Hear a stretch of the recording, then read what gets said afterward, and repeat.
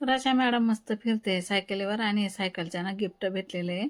आणि हे दिसतंय का तुम्हाला, हे पण गिफ्टच भेटलेलं आहे आणि हे घराचं पण गिफ्ट भेटलेलं आहे. आणि हे बॉलिंगचं किती खेळते ना, हे पण गिफ्टच भेटलेलं आहे तिला. आणि मस्तपैकी फुल एन्जॉय करते ती आता.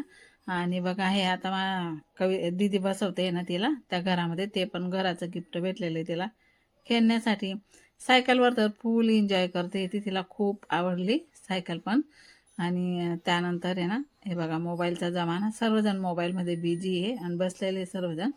आणि आता आम्ही आहे ना, थंडी खूप कड्याची पडत होती, तर मस्तपैकी इथं आहे ना शेकोटी केलेली आणि इतकी थंडी वाजते ना, खूप म्हणजे खूपच थंडी पडते. घरामध्ये बसलं ना तरीसुद्धा दरवाजा लावल्यावर पण खूपच थंडी वाजत होती आम्हाला. आणि गॅसवर कितीतरी हात शेकू आपण, तर चला म्हटलं बाहेरच शेकोटी बनवू. आणि आम्ही मस्तपैकी बाहेर बघा शेकोटी बनवलेली आहे, सर्वजण मस्तपैकी एन्जॉय करतो इथं पण. आणि सर्वजण म्हणजे शेकोटी शेकण्याची मज्जा घेतोय आम्ही. आणि खूप छान वाटत होतं, म्हणजे थंडीमध्ये जर शेकोटी केली ना, आणि हात पाय मस्त असं तळ हात मस्त गरम करून घ्यायचे, हाताला फिरवायचे तोंडाला, इतकं छान वाटतं ना, म्हणजे खूपच छान वाटतं. आणि अंशू पण व्हिडिओ घेत होती ती. ती म्हणे मी तुमचा व्हिडिओ घेते म्हणे. आणि बघा आता आमचं इथं शेकोटी झालेली आहे आता.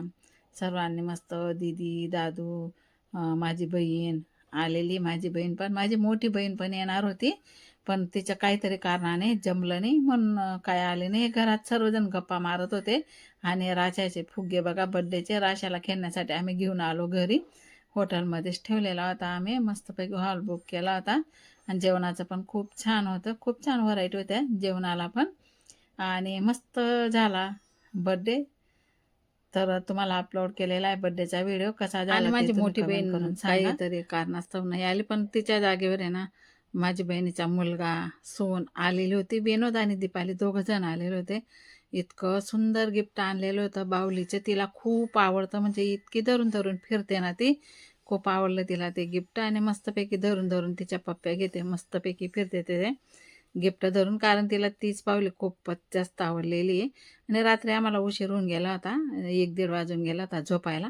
आम्ही तर उठून गेलो होतो, मग रविवार होता म्हणून. मग राकेशचं पण काही जिम जायचं नव्हतं म्हणून मस्त झोपले होते दोघं.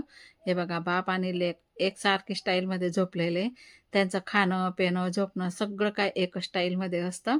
आणि बघा इथे ना कपडे लावलेले धुण्यासाठी अंशूने. आणि आता आमच्यासाठी चहा ठेवलेली तिने, माझ्यासाठी फिक्का चहा ठेवलेला आहे. कोमल आलेली आहे, कोमलसाठी, तिच्यासाठी आणि तिच्या पप्पांसाठी वेगळा चहा ठेवलेला आहे.